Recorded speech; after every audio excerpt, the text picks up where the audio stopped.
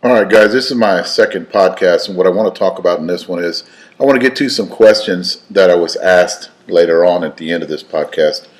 But at the beginning, I want to tell you how I um, come about learning so much about bats. And it was back in the '80s when I told you guys I was hitting with Bill Blake, and I would we would hit. But the one thing I noticed that Billy had a lot of bats that he would cut open.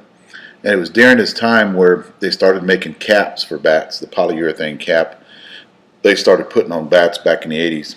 Well, Billy would experiment, and I don't know if you guys know this or not, but in my opinion, I think Billy is one of the guys, if not the guy, that actually invented an end-loaded bat.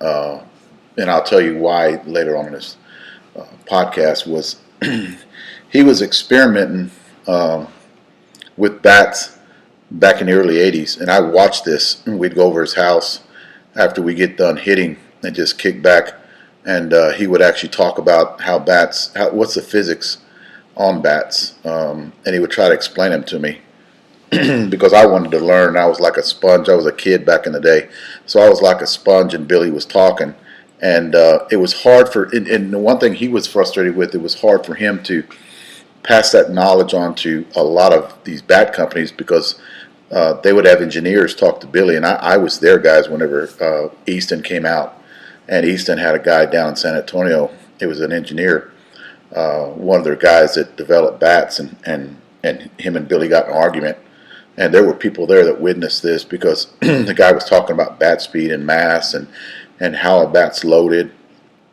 back in the day, and Billy would tell him, no, you need to. He'd tell them how to load a bat, and they would say, well, there's no way, no way. Well, what Billy did during '80, all the way up to '90, is he would experiment, and he would write all this stuff down, and he would take back. I can remember. I don't know if you guys remember the way they loaded bats back in the '80s. Is they would take a star plug, and Billy would pop that polyurethane cap off them bats and pull that star plug out, especially the Easton. I think it was the name of the bat was an A1. It was a purple color. They had a purple and a gray one. And the purple one was a lighter one. So Billy would always swing a light bat, 26 ounce, back in the day. So to make Billy's argument where he was talking to me, and he would tell me, I'll show you. So we would pull them star plugs out of the Eastons, and Billy would pull it out. He'd get a clothes hanger, stick a clothes hanger down one side, it'd pop down the other side, and he'd pull that stamp and rub baby oil around the end of it, and he'd pull that star plug out there. Well, we would go down to, Billy's a big fisherman, right? So he had a lot of weights, and if he didn't have weights, he would go down and buy weights. There's a little tackle shop by his house, and we'd walk in there, and Billy would buy a lot of them weights. And in his kitchen in his house, he'd have this little, where it was so funny, during the day we'd be doing this, and he would melt those weights down, and he would take those end caps and he would pour this is the first thing he started doing, was he started pouring that weight into that end cap, and it would burn a little bit, but it would still stick in there enough where Billy would take probably 50 swings out of the bat until that lead that was in the end of that weight, that end cap would actually, it would crumple up and fall out. But he was trying to prove his theory back in the day about the end load. The more mass you have on the end of the bat, and the further out on the end of the bat, the better.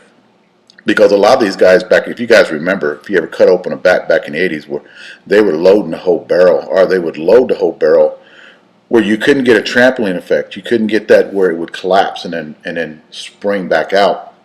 Well, Billy's theory was back in the day was, more mass to the end, and even to this day, that's the theory of how to get a top performing bat. It's more mass at the end, and the more dense mass toward the end of the bat, you get a better trampoline effect.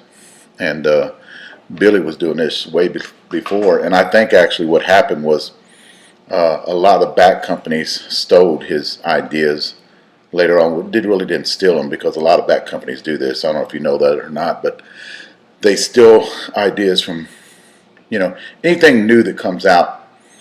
I guarantee you within a week after it comes out, a bat company's already got it, and is cutting it open to see if it's better than what they have, or trying to get any of the technology out of it.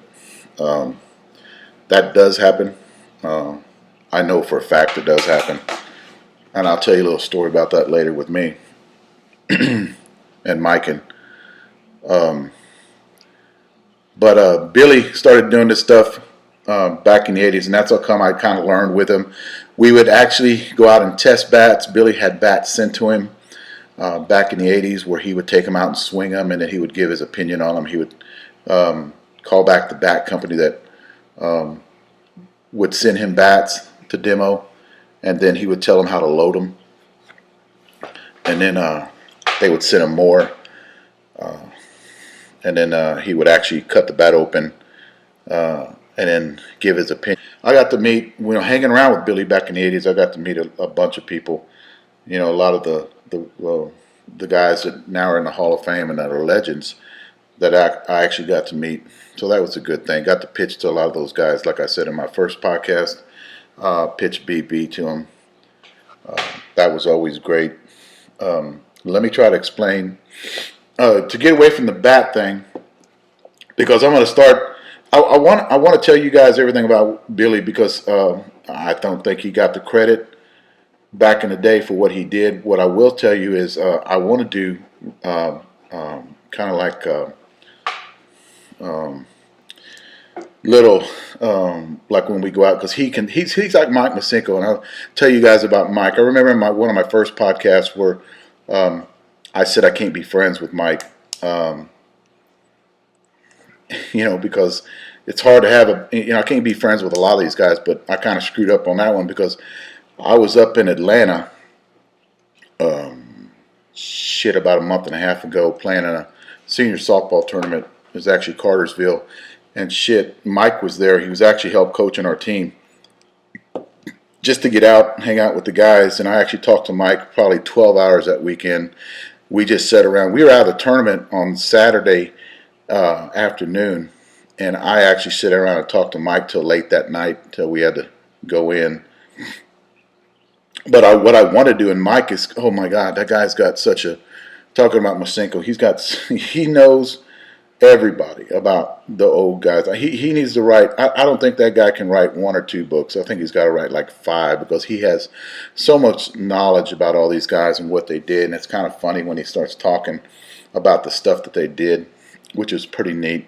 I'd love to interview Mike and get a lot of his stuff on audio. Billy, I wanted to do interviews with him.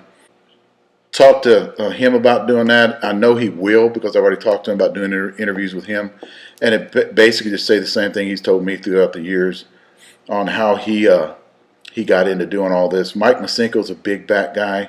I've actually talked to Billy about him, and Mike knows damn near everything about bats, how to load them, how the companies do load them, and up and down how a bat's made, weight in the handle, weight in the barrel. I mean, how thick the barrel is.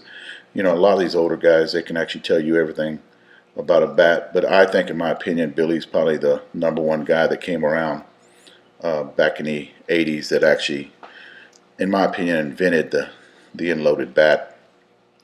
And I know a lot of you older guys that played with Billy will actually vouch for that one, that he was loading bats for showing a lot of people how to do the load on them. A lot of bat companies would come out and talk to him. But I want to get into interviewing these guys, maybe have some interviews with them, put them up on the podcast where I'm just talking to them. And what I want to do is explain to you how I do my reviews. This is the biggest thing, because when I first started doing reviews, guys, and I kind of got into it, 49, where I want to start playing ball again. All through my 50th year that I played senior ball, at the end of that year, I got so disgusted with getting on YouTube and seeing all these people that would talk about their bats and how great they were, and then I would actually spend money to go out and buy a bat, and come to find out the bat's a piece of shit. And kind of got pissed off. And what the really thing is a lot of the guys that I knew, a lot of the older guys in senior ball, they want a fixed income, and they would hear all these people talk about how great these bats were, and they have the best bat they ever made, and they would talk these seniors into buying bats, and these seniors don't have a lot of money to pay for bats, so it kind of pissed me off whenever they're talking about they're the best bat they ever had. So I started going out and doing research, and decided that I would have a company called Senior Softball Bat Reviews, and I would actually start reviewing bats and then giving my honest opinion on how the bat performs, because I kind of know a little bit about the bat, not as much as Billy, but I kind of know, and then I kind of know a little bit about the swinging weight, what it takes to break a bat in, how long you got to swing the bat before you get any kind of performance out of it. The one thing I will tell you guys, and I kind of laugh when I see it, and I'm not going to call anybody out that does this, but I want to explain something to you about reviewing bats. You just can't pick up a bat. You can't have 5 bats laying on the ground, and I've seen a lot of guys do this. You just can't have 5 bats laying on the ground. Pick up a bat and swing it 20 times and give it the honest review on it. That's bullshit whenever you see that. Or you see a guy swinging a bat 30, 40 times, and he actually tells you how the bat performs. That's bullshit. It takes, for me to do an honest review on my bats, and I never do a fast one. I usually swing it for a while. I'll either swing it on a weekend. I put a lot of cuts on it if I have to do a fast one to get it out. But I usually got away from doing that. When I first started doing reviews, I kind of did a couple of fast ones. But I at least put either 400 hits, 500 swings on it. And let me explain to you why, guys. When you swing a bat,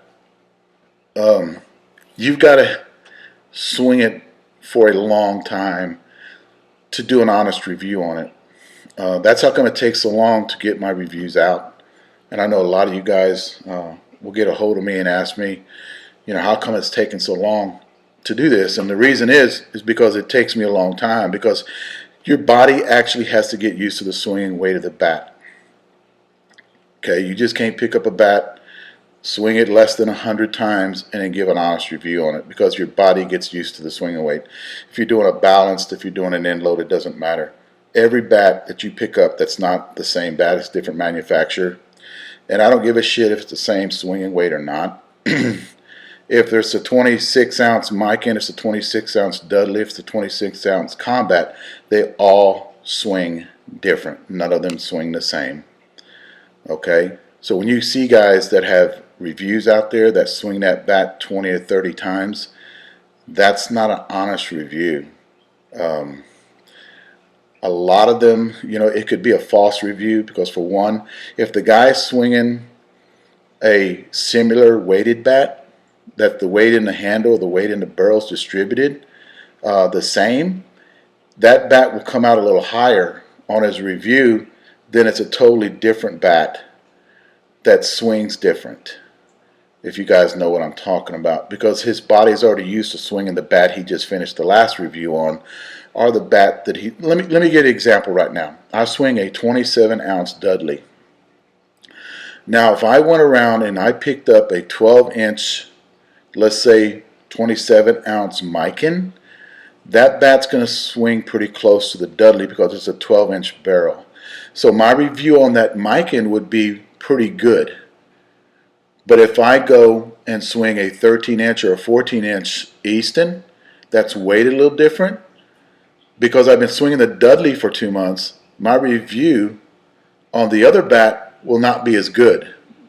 My review on the Savo or the Easton will not be as good, because it's got a different barrel, because it's loaded different. So these guys that get out there and say they've got 5 bats in front of them, and they're giving their honest review, that the review's not true. It's not. So what I'm saying is, on every one of my reviews, I swing them. I actually buy, I don't know if you guys know this or not, but I get 2 or 3 bats at a time when I do my reviews, just in case one cracks early. So what I'll do is I'll put at least 600 cuts on a bat, which takes about a month, 3 weeks to a month to do a review on. And that way I can get my honest opinion on the bat, because my body actually gets used to the swing weight, or Billy's body gets used to the swing weight. I don't know if you heard this a couple of times in the videos. I had questioned Billy one time. I said, I think this bat's starting to open up. And it was on the Dudley, I think, the 12-inch barrel when I first started swinging it. And Billy had said, no, I just think your body's getting used to swinging it. And we had been a month into the review. And I said, you know something, you're right. My body's just getting used to the swinging weight of the bat. Now, like on this, okay, this is the deal, and I'll kind of explain this one. On this Hyper Z that I got, it took a long time because I had been swinging a 12-inch Dudley, and that's what I swing during this season when I first started the season. Well, it took a long time for me. I haven't even got it out yet, but I've hit the Hyper Z about 1,000 times, 2 different bats, because it took my body that long to get used to that swinging weight of that bat because it's loaded totally different than the Dudley. It's got a bigger barrel on it, okay, and it's loaded in the middle of the bat, right in the center of actually toward the lower end of the barrel of that bat. So it just takes longer to do reviews than these guys that you see that own these sporting goods companies that get up there and say they've tested these bats. So that's the reason I wanted to get into this, and I learned a lot of this stuff that I'm talking to you about right now from Billy back in the day, because in the 80s, when we would actually test bats, or Billy would get a bat sent to him, I was actually there pitching to him, and then I would test them too. But I was a young kid. I just did whatever Billy did and listened. You know, I was like a sponge. I listened to everything he did, everything he said back in that day about bats. And that's where I got most of my knowledge from, is what I want to tell you. But we would swing bats back in those days till our hands bled, just to get used to the swing weight. And that's how come I know a lot about the swinging weight of bats. Another thing, too, is I hit out in San Antonio on Mondays, Wednesdays, and Fridays. Now, we hit with probably, what we usually do is we have guys, these other guys that show up at our baseball field that are seniors that hit at 8:30. We usually start hitting at 10 o'clock, 10:30, and right after the first set of guys get through hitting, and then we'll hit with me, Billy, and whoever else wants to come out and hit with us, and we'll have those guys swing our bats too, that we're doing a review on.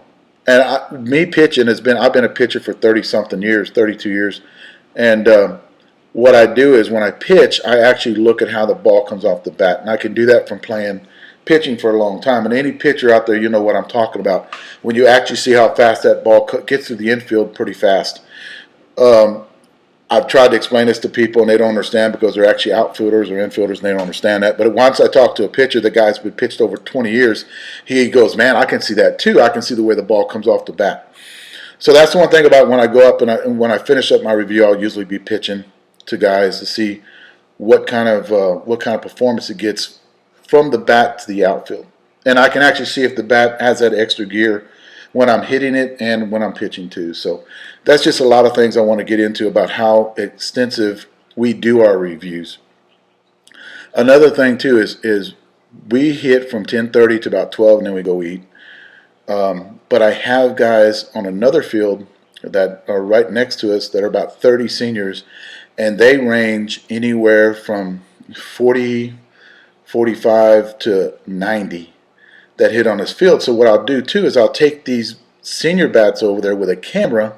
Senior bats over there, and I'll have a camera with me, and I'll set it up so I videotape them swinging because I want to get a hit count. A lot of, when I say a hit count, I am up, with the hit count because I videotape all the swings on a bat.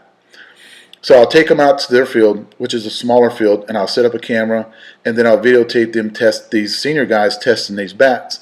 And I'll let them go. I'll let them just swing with them. If they want to swing them, that's fine. If they want to just hit beat people, there's 30 guys over there, and that's how I usually get my hit count on these bats. And then I'll ask questions about the bat, how it performs, how do you like it, do you like the swinging weight of it. So it's just not me and Billy. We mainly have the say-so at the end of these reviews on how it performs, but I get input from the older guys, the 60, the 65-year-old, the 70s, because they're average over there between 60 and 70 years old. So I get the feedback from these guys, and that's when I finish up my review. I take all of that into consideration, and then I'll get my total say on it. And But when it comes out to the end of the review, it's my say. I'm the one who, my name's out there. Um, if anybody has anything to say about a bat, they can come to me and talk to me, because I'm the one, the last guy that actually makes the decision, because I've got to live with it. So that's it, guys. Just want to explain how we did our reviews and how extensive our reviews are and who's involved. So I'll try to get another podcast within about a week, maybe even sooner. Thanks.